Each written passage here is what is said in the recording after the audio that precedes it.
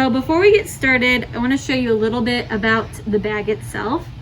You're only getting one of these, and you want to stay nice and clean the entire time you're using it. So pretend this is empty right now, and you're going to take it and you're going to turn it inside out so that when you're filling it with frosting, you don't get frosting all over here. So then you fill it with the frosting, you push all your frosting down, and you twist it right here. You hold the bag between your thumb and your finger, like so, and you clamp it and you squeeze with the rest of your fingers. Now, I made a very small hole with scissors. You want to make sure you start out small. You can always make it bigger. You can never go smaller. And again, you only have one bag to work with. When we're finished with this bag, if it's destroyed, you get a butter knife? Yeah, a butter knife. So this frosting is actually a little bit harder than it should be today because I made it a long time ago. So it's gonna be really hard for me to squeeze here. So yours is gonna work better for you than mine today, but this is still gonna work. It's just gonna be a little bit harder for me to squeeze.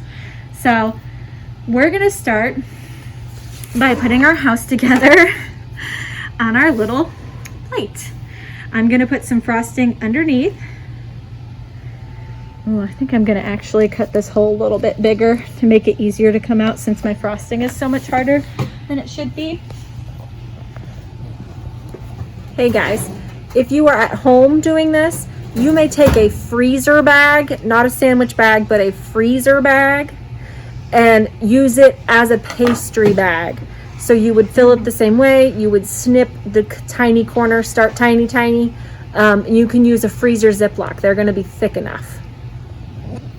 I hope my face was in it. Your face was in it. That was Mrs. Marion, as you know. Okay, so hopefully this is gonna work out better for me. It is. There we go. So keep in mind that sometimes things happen, and I was able to find a solution when this wasn't coming out. So just use your brain, common sense. So we're gonna add frosting to the side here, or well, I guess the bottom of the house. And then we're also going to add frosting. I'm trying to decide whether or not I wanna add it here or here. I'm thinking I wanna add it here. So you're right on the inside edge of the house.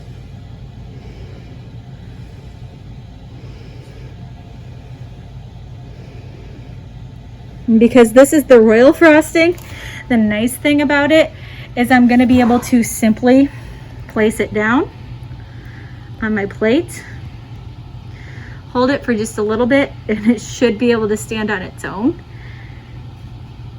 Ta-da! If this were regular frosting, that would go fall over. Boop. So now we're going to take our side pieces.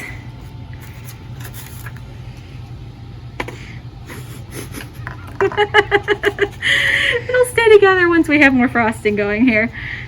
We're going to add a little bit of frosting to the bottom. You're going to want to work quickly because this royal frosting dries really quickly.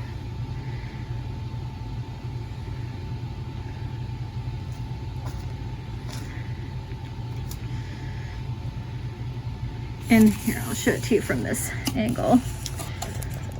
You all might notice that some of our pieces have a slight curve. If you use parchment paper at home and not wax paper, you shouldn't get the slight curve.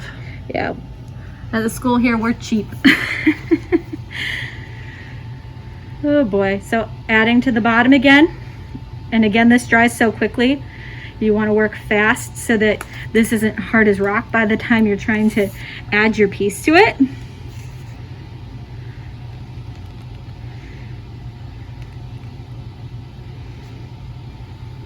And now we're going to add our back piece. So I need frosting here, underneath, and here. So I'm just going to put it here, underneath, and here.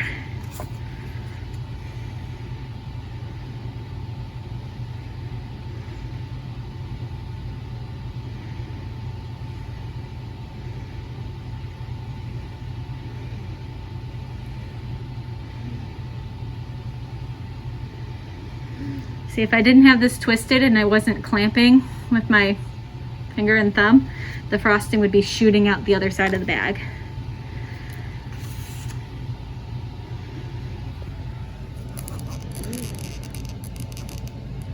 Now, if you are using regular frosting, like canned frosting, this would not be able to stand right now. You'd have to have somebody else helping you with this to hold on to it. And at this point is at school specifically where we would stop. We wouldn't put the roof on today because the roof would make it cave in. If you're using the royal frosting with the egg whites, which makes it harden pretty fast, you can put the whole thing together today and start decorating it. So now I'm gonna put frosting on the entire piece, but I'm just gonna go one side at a time so that my frosting doesn't dry terribly between roof pieces.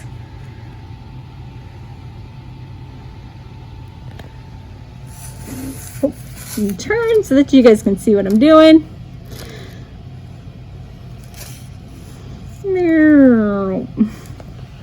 And it's okay if it's not 100% smooth because you're gonna smush it and it ends up looking like snow.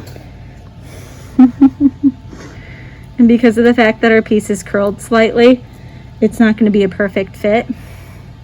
But that just also shows you how you want perfection in cutting when you're going to bake, because you want your pieces to fit together beautifully. So the more perfect you are when you cut your pieces and transfer them to your baking sheet, and the non-curling because you're using actual parchment paper, the better.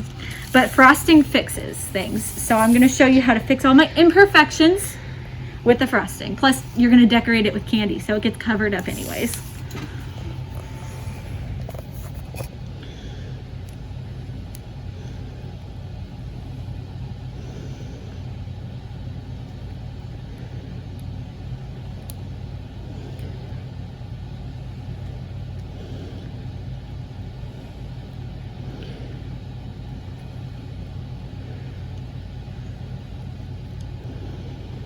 Good thing you can't see my face. I'm making all kinds of crazy faces here. See the inside of the house? I've had people actually stop here before they put this on, and they like decorate the inside of the house and then they add the other roof piece. So if you wanted to add a table and chairs, a little bed, whatever, yeah, you can see where our curve got us here on the roof. But that's from the wax paper and we can fix it. That's right. So now our house is put together, and here is the repair session. See this hole up here? All gone. I'm coming up on another hole right now that you probably can't see. Nope. Use your fingers to smooth that out, especially when you have the royal frosting. It's so pliable. It's kind of like Play-Doh in a sense, just because it's so thick. Which of course, we give you the recipe for this frosting. You'll definitely want to watch the video on that one, because I show you how to stop making the frosting when you get to the right consistency. You don't end up using all of the powdered sugar. So that's really, really good to know.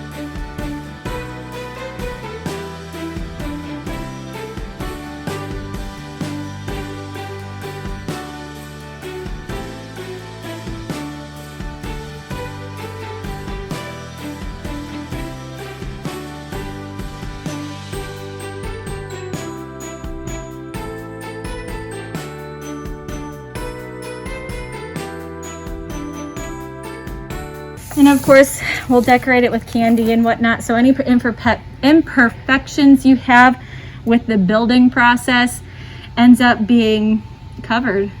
I've seen really, really terrible houses turn into beautiful houses.